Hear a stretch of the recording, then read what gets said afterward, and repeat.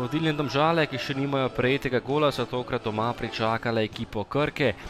Dolenjci še vedno z eno samo zmago v naši ligi v letošnji sezoni, tokrat pa je domžalska ekipa bila v vlogi favorita.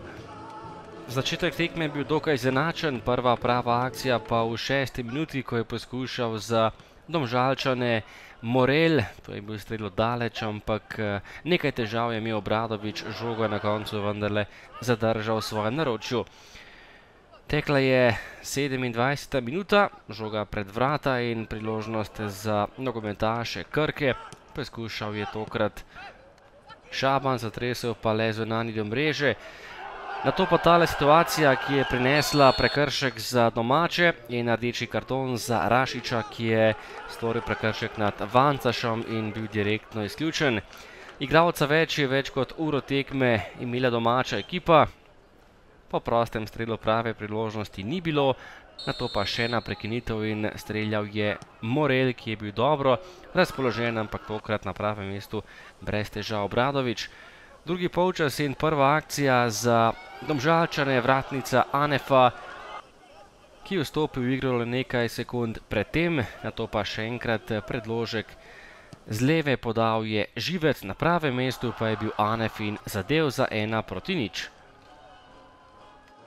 Najvišji, najspretnejši Saša Anef, ki je premagal vratarja Obradovića. Po dobri uri igre, priložnost tudi za Krko, žoga pred vrata, nekoliko nesigurni domači obrambi, na pravem mestu pa Vidmar, ki je rešil tole situacijo in obranil strel Perića. Ni še bilo konec priložnosti, najprej močno Anef in odlično Obradović, nato pa še en kot in kratka kombinacija, žoga pred vrata, odbito žogo pa je v mrežo pospravil Uroš Korun in dosegel svoj prvi gol v letošnji sezoni. 2:0 za Domžale, tekma se je končala ravno s tem izidom, še vedno brez prejetega gola, še vedno s 5 zmagami na 5 tekmah, Domžalčani sami na vrhu lestvice prve lige, Krka pa še vedno ostaja le pri eni sami zmagi in 3 točkah. V današnji tekmi smo bili v drugačni vlogi, kot smo bili v prejšnjih, in seveda vloga favorita na domačem igrišču, kjer skozi igro smo morali najti neko dominacijo. Moram reči, da je bilo izredno težko, kar se tiče segmenta ustvarjanja nekih situacij. Krka je bila malce nenavadno zelo zgoščena proti svojemu golu, še posebej takrat, ko so bili z igralcem manj na igrišču. Mi smo pa dolgo časa iskali rešitev, kako biti dejansko konkreten proti golu.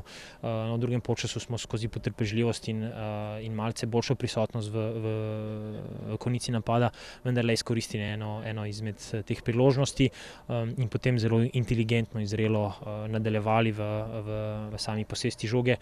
Ni bilo vse bleščeče, ampak nas to popolnoma zdaj ne zanima več, ker smo 3 pike osvojili, borimo se na vrhu in to je za naše fantje res nekako izjemno darilo za to, kar dajo na treningih, dajo na tekmah in enostavno samo ponosni smo lahko na to, kar oni prikazujejo na igrišču in oni so tisti ta prvi, ki so zaslužni za to, kar se trenutno v klubu dogaja in lahko samo občudujemo nivo nekako želje in truda, ki ga prikazujejo. Ja, jaz sem sicer nezadovoljen s tem, ker smo tekmo izgubili. Domžale so zasluženo zmagale, ker so izkoristile številčno premoč, praktično 3/4 tekme, so igrali z igralcem več.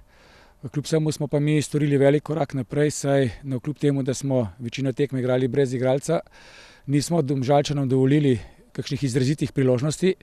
Bilo je nekaj poskusov strelja od daleč, ostalih priložnosti pa Domžalčanom nismo dopustili, bili smo izredno disciplinirani, agresivni v fazi branjenja, se pravi v branjenju svojega gola. Seveda se nam je pa poznala odsotnost igralca, da pravzaprav potem v zaključku napada nismo uspeli tudi mi sami si ustvariti kakšne takšne priložnosti, iz katere bi mogoče lahko izenačili ali mogoče celo naredili kakšen preobrat.